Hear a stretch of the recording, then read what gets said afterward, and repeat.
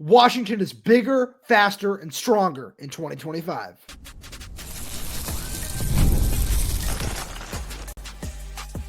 You are Locked On Huskies, your daily podcast on the Washington Huskies, part of the Locked On Podcast Network, your team every day. Welcome back into another edition of the Locked On Huskies podcast. I'm Roman Tomashoff. That's Lars Hanson. He's the site editor with Athlon Sports' Inside the Huskies. I'm the site editor with Huskies Wire. Thanks for making this your first watch or first listen of the day, as we are part of the Locked On Podcast Network, your team every day. And today's episode is brought to you by Game Time. Download the Game Time app, create an account, and use code LOCKDOWNCollege for $20 off your first purchase. Lars, got a really fun show coming at all day, every day today. But just a quick reminder, wherever you get this podcast, YouTube, Spotify, Apple Music, Amazon Music, make sure to click that subscribe, click that little bell so you never miss when we post a new video. Leave a like. Any questions, comments, concerns, drop right down below in the comment section. If you're audio only, please give us a 5-star review and follow us on social media too. Instagram, TikTok, Twitter. We're on all forms of social media at Locked On Huskies because we got so much fun spring practice coverage coming at you today and throughout the rest of the next few weeks. Because, Lars, we saw some big-time targets on the field during Saturday's practice. We'll talk about a couple of those guys, probably a couple other ones as well. Talk about what this upcoming transfer portal period is going to look like. A lot different than last year's. We'll say that right now. But, Lars, there's also a lot of just physical differences in this team where, for all our YouTube viewers, it just says biggest differences in UW from last year to this year. And there is no bigger difference than just how big these guys are. I was going to say, like, as you were listing off all the places you can find Locked On Huskies, it's like the biggest difference is like size. All the things, all the boxes are checked, but the biggest one, obviously, no pun intended, is size. You look at, like, I still can't get over watching Simote and Pepa run on the field, and it's just like, man, that is a refrigerator just moving at a decent speed. Like, not like, oh, hey, like, he might have to do the, you know, as you're running off the field, you get him off the field and get a 12th man on the field penalty. No, he's going to beat it every time. And that's the important thing, is you're not just getting like size to get size. You're getting like the proper size, the right size that's going to fit with the scheme. Where the same thing with Anterio Thompson, where you look at the interior of the line and you think, yeah, that's solidified. And especially with the young guys that we, you know, ad nauseum, Linus Davis, Bryce Butler, the litany of guys that goes on. And same thing on the offensive line. Like, you look and it's like, yeah, like those guys like physically can hold up. Like Carver Willis, like that's a Big 12, Big 10 offensive lineman. You just automatically know, like, where is he going to play, left or right? We'll see. But either way, like you look at that and you're like, that's a confident left tackle right there. No, absolutely. And that's one of the biggest things, where it's not even just his size in general, right? Where I think about the freshman, when I think just like truly the size of 6'6", 315 Jack Schaefer, 6'6", 320 John Mills, 6'4", 335, 340, whatever he is, Champ Talialia. Like, those guys are big physical offensive linemen, which is just something we didn't see at any point, not only last spring, but just last year, really, where Landon Hatchett and Gardner Millar are coming off ACL tears. Soane Fasolo still has some room to grow into his frame. Maximus McCree was coming off of a year, 18 months out of football, so he didn't have just the same physicality, that same strength that you were looking for. But on top of all that, it's the defensive line as well, right? Where you mentioned Simote Pepa first off, where it's not even just him, it's Logan Sagapolu trimming down a little bit and looking a little more athletic. It's adding Anterio Thompson. It's adding Tai Uyunglele, where if you look at that guy from a little ways away, you're saying, oh, like, does that guy even look big enough? And he's 6'4", 280, and he is a big, strong player. So all of that extra beef up front is so important in the Big Ten Conference. And it's something you and I have talked about, especially on the defensive side of the ball, is there's not one truly elite player right now where, you know, you talk to anybody around the program and they're going to say, hey, a healthy Zach Durfee can absolutely do that. But until you see a lot of these things come to fruition throughout an entire season, it's more of a what if game. But you just see all the biggest differences on that front when it comes to just how big and how physical these guys look. Because I think that's something that I've noticed a lot on social media, which is one of the reasons we wanted to talk about it, where as everybody knows, Jedd Fisch's practices are open to the public, and everybody who comes out seems to come away saying the same thing. Hey, these guys look bigger and stronger, which is so important in the Big Ten. But it's not even just that. It's Jedd Fisch said this team is a lot faster than last season's. And you and I we were just talking about this before we pressed record, that there was some footage of the DeMond Williams 50-yard touchdown run where he just takes off and gets away from everybody. We talked about that on our Monday show. And then it's it's just such an important thing as well, where you talk about just the team speed that this team has coming into 2025. Exactly. But it's also, you talk about getting all those size and speed and all that, but it's also the number of guys that have it, where it's not just one guy, where last spring specifically it was Audric Harris and you had, Jason Robinson, those other guys coming in, but it was like, okay, now it's one, now this year it's three. And you look at other positions and think like Julian McMahon, he's the third option right now in the spring, so to speak, if you call it that. And probably is he going to be the third option this fall? No, but it's the fact that you can get these guys those early reps and get them acclimated early. Is John Mills going to play is he your starting left guard in 2025? Probably not, but 2026 probably, or potentially. And my point is, like, this is like each guy's foundational year, so the foundation gets stronger and better every year. It's not just one, like, there's ultimately one foundational layer that only certain guys are going to be able to say they laid. But each year now, Jedd is building on that foundation, saying, hey, the next guys up are even building those bricks even higher, so that the standard continues to raise, the size gets bigger. I mean, Jack Schaefer, like, when I stood next to him, and like, it's crazy to think the fact that he can juggle, but you just look at him, like, his hands, like, that's why he can juggle. You can hold like 2-3 balls easily in his hand and just like throw them up like that. You don't have to worry about like juggling with two hands. It's just like the man is. So I can only imagine what, like, the power that he's going to be able to possess when he gets on the field.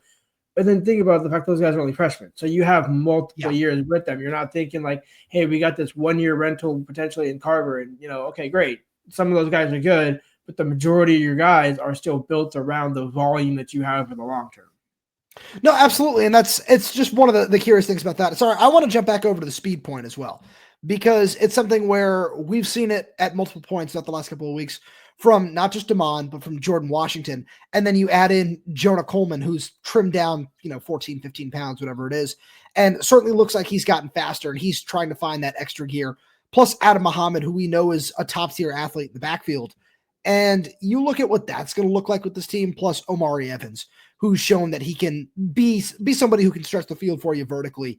Having all of those sorts of guys on this offense will just make it look so much different than what it was last season, where I look at what this team can do, not just, downhill when we talk about the physicality, but what they can do laterally and beat you with speed and get the best athletes on this team into space, whether it be Damon Williams, Jordan Washington, Jonah Coleman, whoever you want to say. And that's just such an enticing thought for what Jedd Fisch's offense is going to look like when you have all of these different weapons that you can use in a variety of ways. Yeah, I mean, the perfect combination of guy is Jordan Washington. If you think about, like, size got bigger and still has the speed, we didn't really get to see as much of what we thought. Like, I think both, not wrong, just early. Everything we said, like basketball program, and even some of the things about the football program, where it's like, hey, we both thought Jordan Washington. I almost said Peyton Washington because it was Peyton Waters, but Jordan Washington was going to have a little bit bigger role last season. And I could see why he ended up not, but not just having one or the other. It's the fact that you can do both. And I think you look in, like, Jordan Washington, it's the curiosity of what can be with him, because with that added, muscle per se, it's not gaining weight, it's adding, good poundage, because last season he was probably a little bit too light, but still you see that game breaking speed, and it's like, well, that's why he's fast. But you have to be in the Big Ten, handle those hits. I think having that combination of size and speed, like the amount of things you can unlock both laterally and vertically with Jordan Washington, like, I'm so curious to see how Jedd can cook with that. Oh, absolutely. It's a very enticing thought when you think about what all these backs can look like, plus these receivers, plus Decker DeGraff, who we talked about a little bit on yesterday's show, and we talked to after practice on Saturday. You can go check that out on our social media, where he's up 15 pounds. And he's an athletic piece that you can move around a little bit and find different ways to utilize. This is a really promising group of skill players, and now it's on the coaching staff to make sure that they're utilized properly. And we saw at different points last season. That's certainly very possible. But Lars, we've got to turn our attention to the transfer portal, because it's going to look a lot different than it did in 2024. And we'll get there right after a message from our good friends over at Game Time. There's nothing like the atmosphere of an NBA playoff game. Every bucket, every defensive stop, every moment feels huge. It's electric in the arena, and with Game Time, you can be part of it without the stress of last-minute ticket hunting. Game Time makes it fast and easy to get playoff tickets, even when demand is sky high. Prices on the app actually go down as tip-off gets closer, and their last-minute deals can save you up to 60%. Here's why I use Game Time. I love the last-minute deals where you can save up to 60% off buying last minute for sports, concerts, comedy, theater, and so much more. With their all-in pricing, it means no surprise fees at checkout. What you see is what you pay. Take the guesswork out of buying tickets with Game Time. Download the Game Time app, create an account, and use code LOCKDOWNCollege for $20 off your first purchase. Terms apply. Again, create an account and redeem code LOCKEDONCOLLEGE for $20 off. Download Game Time today. Last minute tickets, lowest prices guaranteed. Lars, last year the spring transfer portal rolled around, and you and I were sitting here on the show saying, yeah, you're going to need to build a pretty big, there's basically an all new roster. I was going to say a pretty big contingent of guys, but it truly was an all new roster in certain aspects. Like we saw D'Angelo TTLE come in and visit, commit early on, and the list goes on and on and on of guys that came in, visited in the spring, and committed because there were just so many needs. Now it looks like it's going to be the other way around. We've seen a whole lot of Husky fans all over social media saying, hey, this offensive lineman is in the portal, this edge rusher, this defensive lineman is in the transfer portal. Should they go out and add one of these guys? And, we know they're going to be in the market for a punter. We don't need to really go into that route because that's its own, just confusing world of punting that you and I can't sit here and lie like we're super familiar with that. But outside of a punter, do you think that this team is going to add anybody? I was going to say it would have to be because, the other thing is you're going to lose guys in the portal because you have to get down to 85. That's worth, remember, I guess, right? Because it has to be by June 30th that you have to get in, or is it August? No, well, it's with the different, so June 30th is certainly the cutoff date, but obviously things are a little bit different now with just the way everything looks going forward with the 105 scholarships. So. Well, but I was going to say, but the thing with Jedd is he doesn't want to go above 85. He's maintained that. I mean, I guess maybe the last time we talked to him, it kind of sounded like he went back on it a little bit. Exactly. He's like, hey, maybe if we have a couple. But I think the point being, when you look at some guys, they're probably going to transfer out. Do you then, if you lose two offensive linemen, say, do you go and get one where it's a 2-for-1, where you trade two, you lose two guys, but you still want to maintain some level of depth, so you go get a younger guy. And because again, your point is valid where I don't think there's going to be an impact at. You're not looking at saying, right, hey, we need to go get a starting edge. We need to go get another starting receiver or any offensive lineman. I think we're pretty confident saying they're not going to go look in the portal for a starting offensive lineman at either left guard or right guard. They don't need to do that at this point. It would be very, very surprising. It would take one of the guys expecting to start to leave in order for that to happen, which I don't foresee either. No, I agree. Where I was kind of making a face as you were saying that because I was just kind of like, yeah, I don't see a world where it's going to happen where, I think it also is going to depend on who goes into the portal, right? Where there's certainly a level of, I think about, obviously you went to Oregon, like when Derek Harmon entered the portal last year. If somebody of that caliber decides to enter their name in, it's, oh yeah, no, for sure. You want to go make sure you go and get that guy where whatever position it may be, right? Where even if you are comfortable with this rotation of at guard of Zach Henning, Gearin Hatchett, the two true freshmen and Chance Leah and John Mills, along with Paki Finau. If you're comfortable with that, but then just say, some all conference level player decides to enter his name, and yeah, you're probably still gonna, at least open that door and see what it looks like. So that's a really interesting part of all this moving forward is it's hard to predict, but just in terms of that side of it, because you don't know who might want to enter their name in the portal. But I just look at where Washington is right now. You're still 6-7 scholarships over that 85-man limit that we talked about. And so it's, yeah, you're probably going to see a couple guys leave. If it's one or two offensive linemen, I wouldn't necessarily be surprised just in terms of, not necessarily because there's too much depth. You can never have too much there, right? But if there's one or two guys where it's, hey, maybe, you might be better off suited playing at a lower level for a year or two, and then maybe trying to get back up to the Power 4, Power 5 level. I wouldn't be surprised there. And I feel like you could say that at a couple other positions where we don't need to go into specifics because there could be, let's just call it a couple other circumstances where just injuries and things like that could also play a part in players' decisions. But I look at this and I say, I think this roster is, I want to say, because you got to leave a little bit of room here, right? I want to call it 98% set for the upcoming season. Yeah, well, I think that 2%, it's the area that we're not really familiar with, like punting. Who I feel like you're gonna have to go out and get a scholarship punter. I think like I know there's the Tulane punter under the portal. You got Kai Horton where we didn't think they might add a quarterback, but then we could see why they would. And so, you think some addition by subtraction, or attrition by subtraction in that sense. So they're probably going to add a scholarship one. It's just a matter of like who, because again, neither of us, we saw them probably adding a punter on some level. We just didn't see Dusty Zimmer as the guy. And, as curious as his entrance was at UW, his exit, equally, it's like, hey, it was there for like a day at spring and that was it. So like when you have that addition by subtraction or attrition by subtraction, you have to think, okay, well, they got Kai, so maybe you can go down that two-lane pipeline one more time for a punter. Obviously, Jack Callister wasn't on scholarship when he was at Washington, but you'd have to imagine like he was obviously worthy of a scholarship at Nebraska. It sounds like so on that level, like you would think, okay, like you're going to go for a scholarship punter. Like you're going to go for sure. You have Grady Gross, like you. By the way, you don't go and get 2 special teams coaches when you can now get unlimited coaches to not have a scholarship punter. Like as much as we love Damon for what he can do and the potential, go for it. Mike Leach's never kick. Like I think in the Big Ten, like you played Iowa, you're gonna want a punter at some level here because you're not gonna go for it on 4th and 18 from your own 20-yard line down 17. What you're saying? It's not college football 25, and I can't do that every time. This is news to me. Well, it is and it isn't, but That's that. You know what? That is very fair. No, I do like where you're going with that because it is a curious just case when you look at special teams where you referenced Dusty Zimmer. When I remember when that happened, we were just kind of like, oh yeah, okay, this certainly all adds up. And as I looked at the transfer portal, it's not so much in that regard where if there is a can't miss edge that becomes available or a can't miss offensive lineman, I don't think this coaching staff would close that door in any regards. Just kind of, to repeat on what I was saying earlier, but it would also make sense when you just look at the state of this roster, right? If there's but I don't think it would be a young guy where you talked about that a minute ago. I don't think it would be somebody who's got 2, 3, 4 years remaining, where if somebody like that enters, it's somebody who is, either a senior or a redshirt senior, 4th, 5th year, that if they have a year of eligibility next year, it's probably going to be widely regarded that they're not taking it.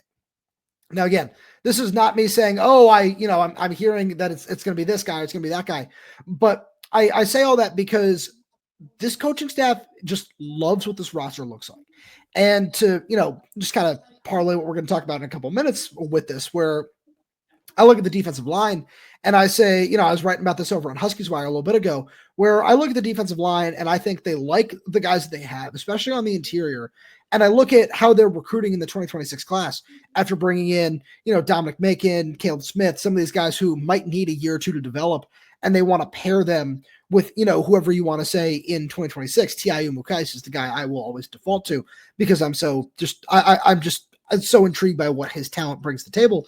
But to bring that back to the transfer portal, it's why would they go and take somebody with 3, 4 years of eligibility remaining when it's already clear that that's been just not only the plan in high school recruiting is to go out and get guys that way, but at the same time, you have enough bodies in some of these rotations where fans are clamoring for more, which again, it's still never a bad thing.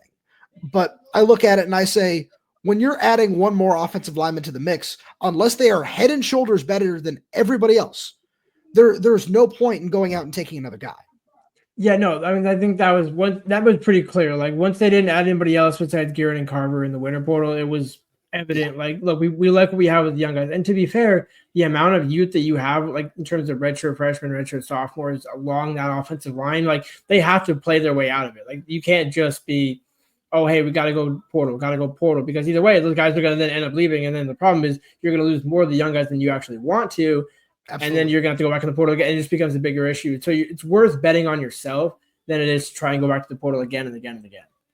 No, absolutely. And I feel like that's an underrated part of this as well, where when we've talked to Jedd Fisch about just his portal versus high school recruiting strategy in the past, it's always been, I want to build everything through high school. We don't need to read her at that point because it's happened a lot, but this is the time where that's going to show, where we know that everybody is entering the transfer portal in the winter period. We know that's more important, where that's why I wanted to emphasize, unless it's a bona fide, surefire, yeah, that guy will start and be an all conference level player for you. I don't think that it's worth going out and doing that over, seeing what Paki Finau might be able to give you, or seeing what, a rotation of John Mills and Chantilly with Zach Henning or with Gieran Hatchett is going to give you at a position, because it's just going to solidify you more long-term when you have these guys who are already in your program. And it's exactly what Jedd keeps talking about. It's about building. It's about just making sure you have that moving forward. And, to a larger example with the coaching staff too, it's about that continuity. Why when Brendan Carroll it goes out the door within hours, Jimmy Doherty's the offensive coordinator.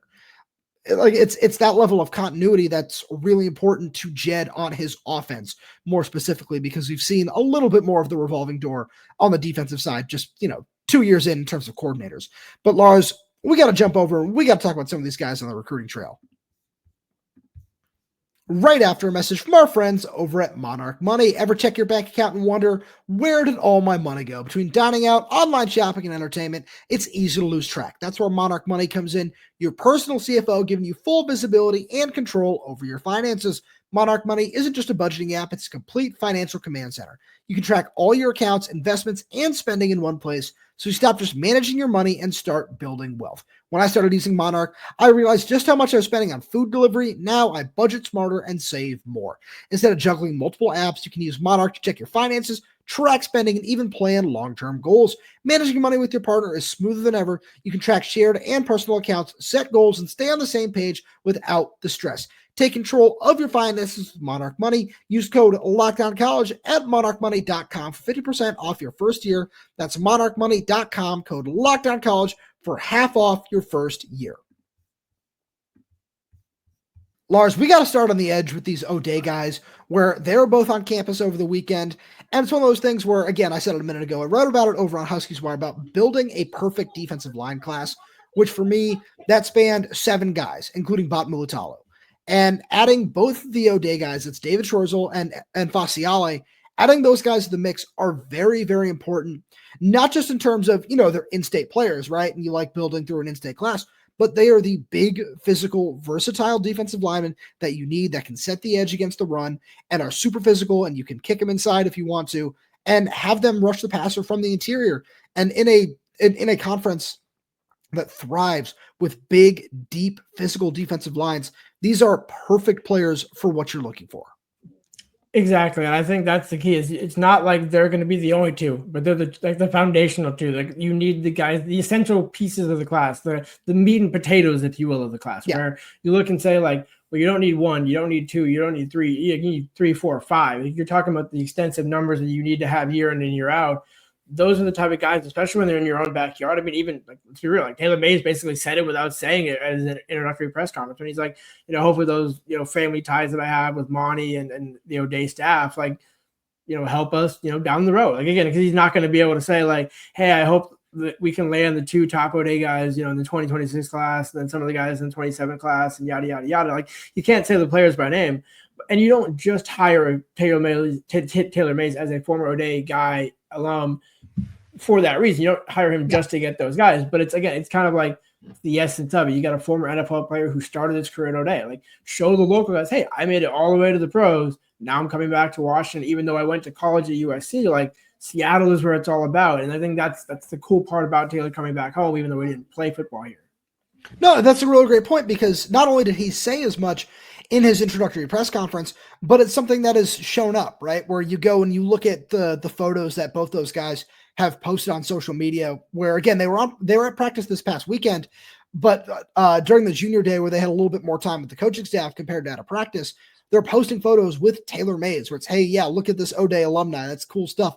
Where obviously that's something you always want to see, but it just points to the larger just in-state recruiting bout as well, because you talk about Derek Coleman Brusa a lot. We talked about guys like Ramzak Fruin, where Wasila Lobi has set an official visit after flipping to Stanford, and then everything happens down there the way that it does, and is still committed to Stanford, but has official visits set up to USC and Washington as well. So it's just about finding different ways to lock down the state of Washington and keep the best talent in the region at home, where I'm very intrigued to see how this is going to play out, because Schwarzel has started to gain a little bit more traction on the recruiting trail as well. He got offered by Notre Dame a week or 2 ago.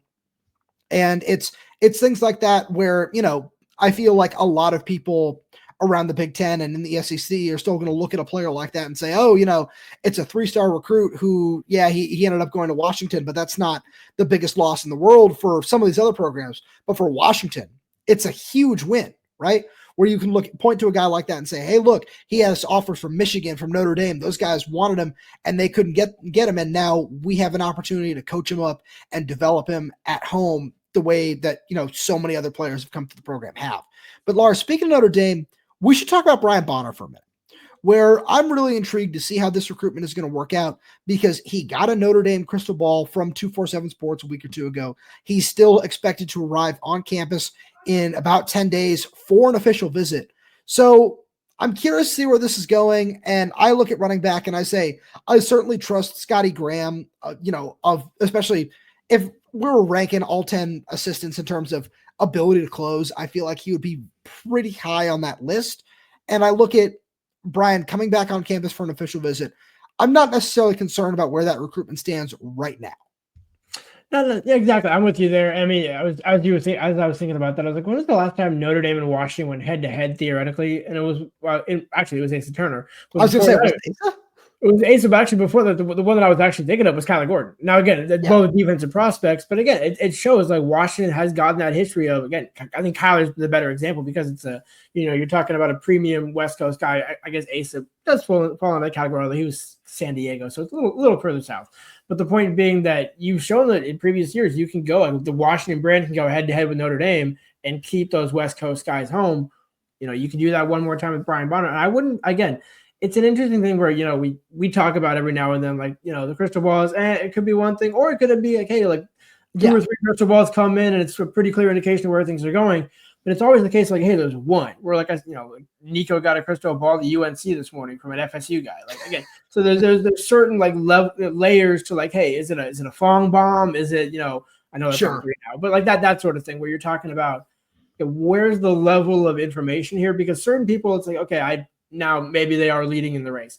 Others, like, I still wouldn't be surprised if Brian Bonner ended up at Washington. Truly, now again, I'm not saying it's a slam dunk. Like, I feel way more confident than Brady Smigel. If you like ask me to compare, like, hey, where's the ratio of 0 to Brady? It's it's somewhere probably in the middle-ish.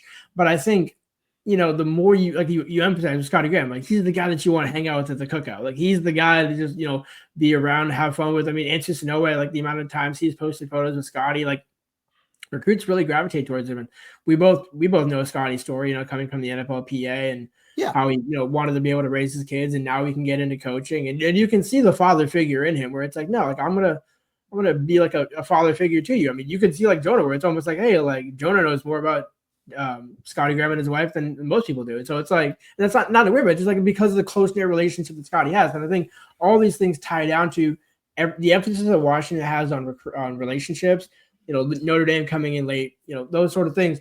That's where you lean on the relationship, not the brand of, hey, we're Notre Dame, we were in the playoffs last year. It's like, right, but So let's dive into that a little bit further because this is a name we haven't mentioned on the show because he's not considering Washington, but it's going to be an interesting name for the Everydayers to keep an eye on. That's Javian Osborne, where top 10 running back in terms of where 247 Sports has him ranked.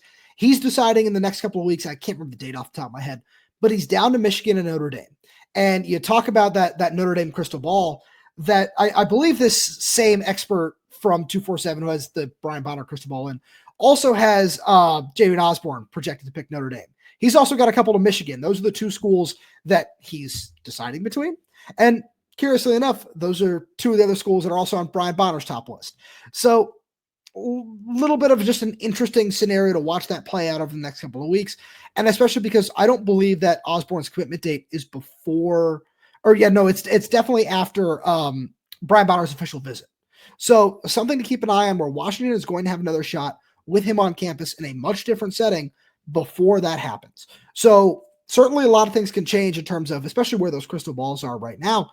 But I want to continue I have so much more I want to say about him, but I know that that's something that's going to be best saved for, we'll do a full preview of those official visit guys coming forward over the next couple of weeks. But Lars, one more guy that I want to talk about is somebody you and I have not gotten a chance to talk about together on the show just yet, but it's somebody's going to be on campus over the weekend for an unofficial visit, and that's 5-star Kodi Greene. Again, the younger brother of Kodi Greene, I think redshirt freshman. I think he's redshirt freshman. That's right. Because he came in last year. Yeah, and again, it's not one of the. It's a hometown by proxy. Where again, moved down to California. I believe it was in Mater Dei, or did he? That's right. But it was one of those where anytime you have a kid that's spent a significant amount of time in the state of Washington, you want to be able to kind of make sure you're at least in the final discussion. Again, when you're talking about 5 stars, it's you're going to have the Georgias, the Oregons, all those sorts of schools pushing for them. And at the same point, it's okay. Well, can you just make sure you're there at the end? If you're in the race for 2 5 stars at the end, that's better than getting that commitment and knowing you're probably not going to hold on to it. Just be in the discussion and let the season play out. And we know that can go one of 2 ways. No, absolutely. And that's something with Kodi, right? Hometown kid, originally at Eastside Catholic, where all of those things are just things to keep an eye on in this discussion, since he did commit to Oregon pretty early on in the cycle. But you look at some of these other visits that he's taking, where he's got unofficials lined up with Texas, with USC as well. And again, obviously still committed to Oregon. So it's a situation that I think is not just worth monitoring, where, there are guys who, I'm going to come up on a visit and, whatever happens from there happens, where being a local guy, being just somebody with the ties to the area that he does have. Plus, as you mentioned, his older brother being a walk-on at UW, where it's not hard to say that there was certainly some kind of selling point that went into that, where Kodi Greene is certainly a talented enough walk-on to have around the roster. We've seen him taking some reps with the second and third team defense, but it's just an extra thing where, look at all the other pairs of brothers that Washington has had just over the course of the past couple of seasons, where if you're able to sell something like that, it's certainly something that can impact guys on the recruiting trail. So moving forward, if Washington's able to set up an official visit with him, I think they're going to be in a really solid spot to maybe, just maybe, get a signing from him at the end of the day. Lars, that's all we got for today. As always, thank you so much for being here. Thank you all everydayers tuning in. We really do appreciate your support. We got so much more fun stuff coming for you throughout the offseason. So please make sure you subscribe wherever you get your podcast, whether that's YouTube, Spotify, Apple Music, Amazon Music. We're there. We're everywhere. We're updating this channel with new content every single day. So make sure you click that like button, click that little bell so you never miss when we post a new video. Any questions, comments, concerns, drop them right down below in the comment section. And if you're audio only, please give us a 5-star review, as it does help us out a lot. Thank you so much for tuning in, and we'll talk to you on Wednesday.